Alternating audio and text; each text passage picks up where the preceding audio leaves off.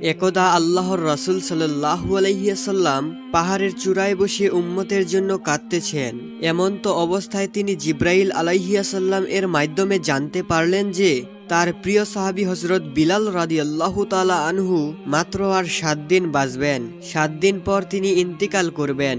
আল্লাহ তাআলার পক্ষ থেকে এরকম সংবাদ পাওয়া মাত্রই হযরত মুহাম্মদ সাল্লাল্লাহু আলাইহি ওয়াসাল্লাম তার সাহাবায়ে কেরামদের ডেকে পাঠালেন এবং তার সাহাবায়ে কেরামদের বলল, হে আমার সাহাবীরা, আমি জানতে পারলাম যে আমার প্রিয় সাহাবী হযরত বিলাল রাদিয়াল্লাহু তাআলা আনহু আর মাত্র 7 দিন বেঁচে থাকবেন। 7 দিন পর তিনি এই দুনিয়া থেকে চিরদিনের জন্য বিদায় নিবে। কিন্তু আমি জানি আমার এই সাহাবী আজ পর্যন্ত বিবাহের সুন্নত আদায় করেনি। তাই তোমরা যাও, মদিনার প্রতিটি ঘরে ঘরে খুঁজে দেখো আমার এই প্রিয় সাহাবীর সাথে কোনো মেয়ের পিতা তার কন্যাকে বিবাহ দিতে সম্মতি কিনা। তবে সেই পিতাকে তোমরা অবশ্যই বলে দিবে যে বেলাল আর মাত্র 7 দিন বাঁচবে। প্রিয় নবী হযরত মুহাম্মদ সাল্লাল্লাহু আলাইহি ওয়াসাল্লামের এই নির্দেশ পাওয়ার পর হযরত আলী ও হযরত ওমর রাদিয়াল্লাহু তাআলা আনহু হযরত বিলালের জন্য পাত্রী খোঁজার উদ্দেশ্যে বের হয়ে পড়লেন। তারা বিবাহযোগ্য কন্যাদের পিতাকে বলতে লাগলেন,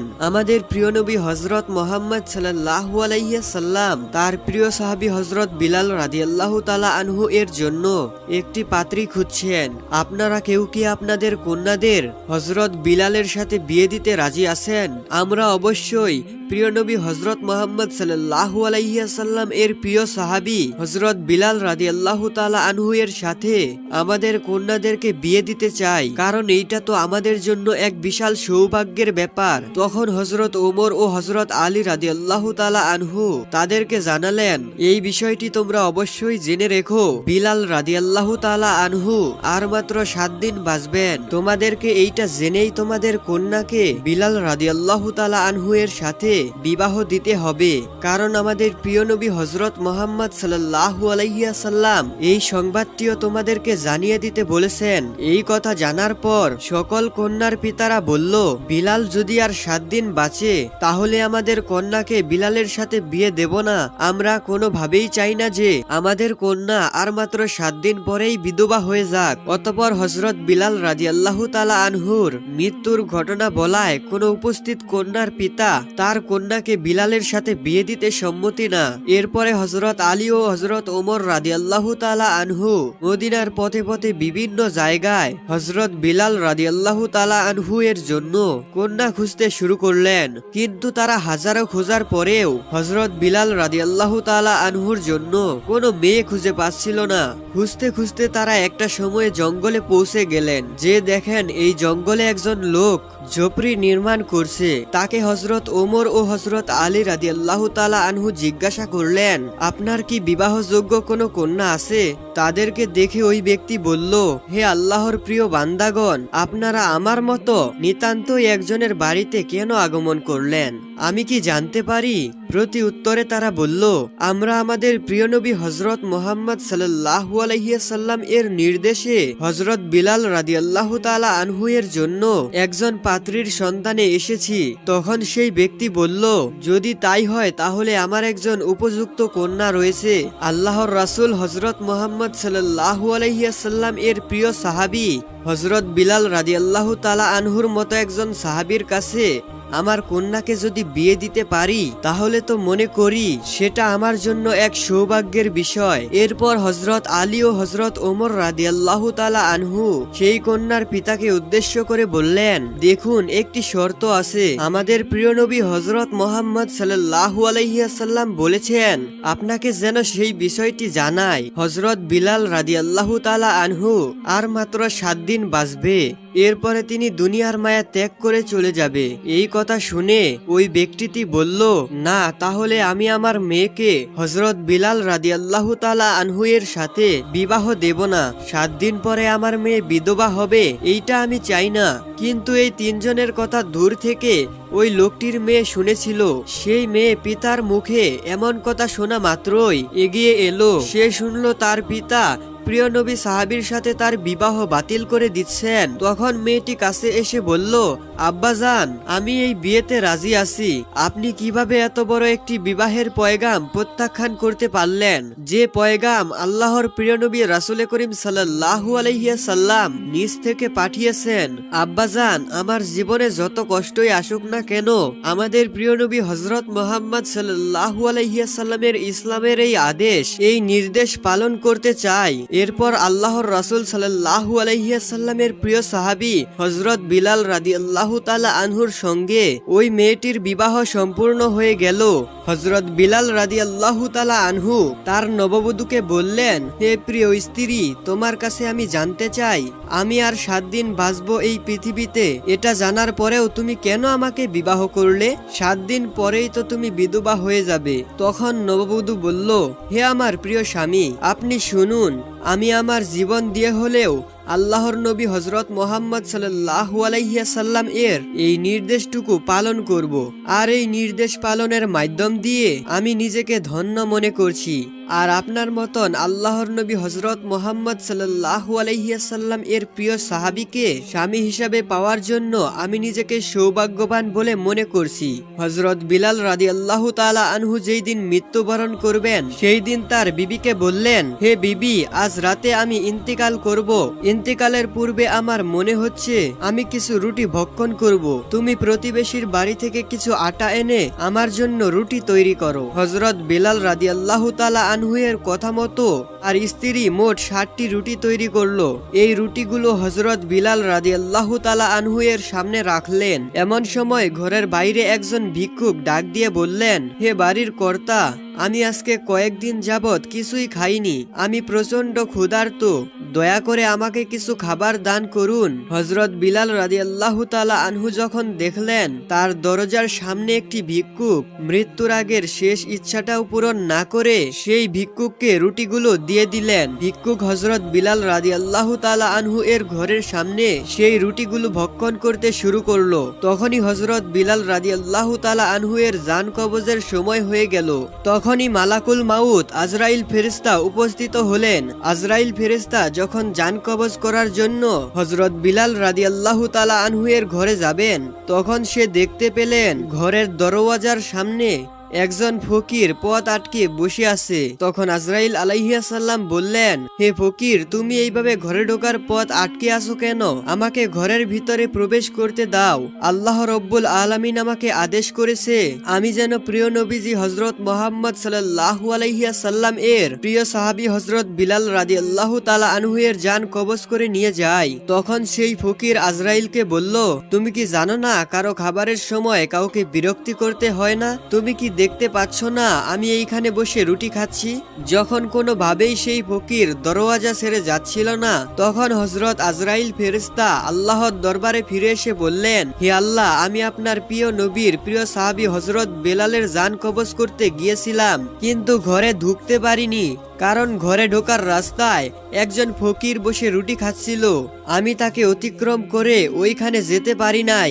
ওই ফকিরের জন্য আমি বেলালের ঘরে ঢুকতে পারিনি, ফলে আমি হযরত বিলালের জান কবজ করতে পারিনি। তখন আল্লাহ পাক রব্বুল আলামিন আজরাইল ফেরেশতাকে বলল, হে আজরাইল, হযরত বিলালের দরওয়াজার সামনে যে আহার করছে সে আমার অত্যন্ত প্রিয় একজন বান্দা। খবরদার, তুমি তার সাথে কোনো প্রকার বেয়াদবি করবে না। তুমি যাও, তাকে আদবের সাথে জিজ্ঞাসা করো সে কি চায়। যদি তার কোনো দাবি থাকে তাহলে তার দাবি পূরণ করে হযরত বিলালের জান কবজ করে নিয়ে আসো। আজরাইল ফেরেশতা আল্লাহ পাক রব্বুল আলামিনের নির্দেশ পেয়ে হযরত বিলাল রাদিয়াল্লাহু তাআলা আনহু এর বাড়ির সামনে আসলেন। এসে তিনি যথারীতিভাবে দেখলেন হযরত বিলাল রাদিয়াল্লাহু তাআলা আনহু এর দরওয়াজার মুখে সেই আল্লাহর বান্দা বসে বসে রুটি খাচ্ছে। তখন আজরাইল ফেরেশতা তাকে বলল, হে আল্লাহর প্রিয় বান্দা, বলো তুমি কি চাও? কি করলে তুমি হযরত বিলাল রাদিয়াল্লাহু তাআলা আনহু এর দরওয়াজার সামনে থেকে চলে যাবে? আল্লাহ রব্বুল আলামিন বলেছে তুমি যাই চাইবে তাই পালন করা হবে। তখন সেই ফকির বলল, বেলাল আমাকে 60টি রুটি দান করেছে, আর আল্লাহ পাক বলেছেন যে যে দান করবে তা 10 গুণ বেড়ে যাবে। আর আমি চাই এই 60টি রুটির বিনিময়ে বেলালকে 70 বছরের হায়াত দান করা হোক। এই কথা শুনে হযরত আজরাইল ফেরেশতা বললেন, এটা তো কিছুতেই সম্ভব নয়। আল্লাহ পাক রব্বুল আলামিন আমাকে বেলালের জান কবজ করতে পাঠিয়েছেন, আমি কিভাবে তার হায়াত বাড়াবো, আমি কিভাবে তার হায়াত বাড়িয়ে দেব? অতএব তার জান কবজ করে আল্লাহ রব্বুল আলামিনের হুকুমকে পালন করতেই হবে। হে ফকির, তুমি এছাড়া অন্য কিছু চাও আমার কাছে?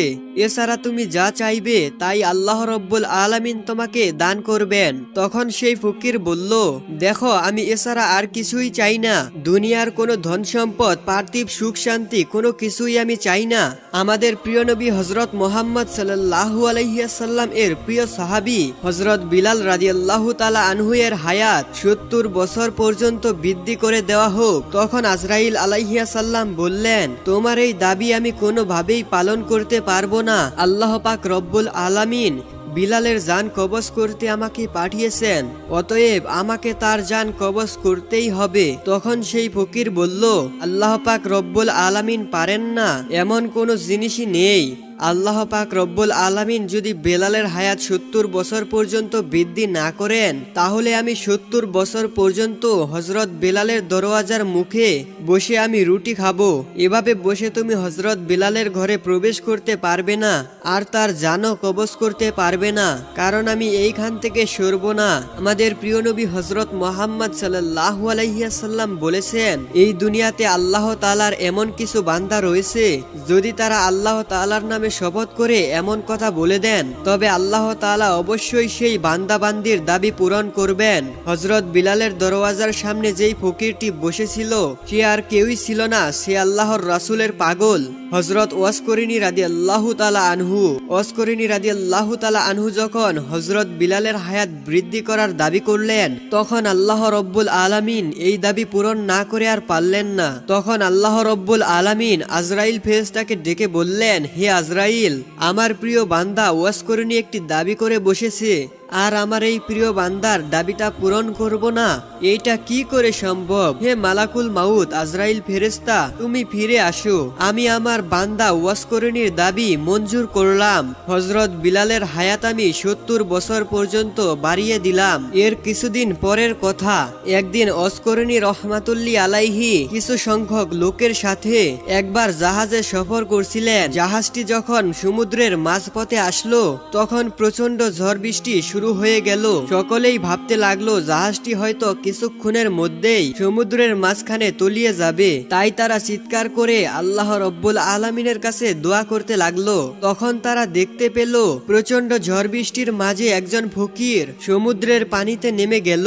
আশ্চর্যের বিষয় হচ্ছে, তিনি সমুদ্রের পানিতে জায়নামাজ বিছিয়ে নামাজ আদায় করা শুরু করে দিলেন। সকলেই তখন বুঝতে পারলো এই ব্যক্তি আল্লাহ রব্বুল আলামিনের প্রিয় একজন বান্দা। তখন তারা চিৎকার করে বলতে লাগলো, হে আল্লাহর প্রিয় বান্দা, আপনি আল্লাহর কাছে আমাদের মুক্তির জন্য দোয়া করতে থাকুন, যাতে করে আল্লাহ পাক রব্বুল আলামিন আমাদেরকে এই বিপদ থেকে উদ্ধার করেন। ওয়াসকরিনী রহমাতুল্লাহি আলাইহি তখন বললেন, তোমরা সকলেই তোমাদের সম্পদের মায়া ত্যাগ করো এবং পানিতে নেমে পড়ো।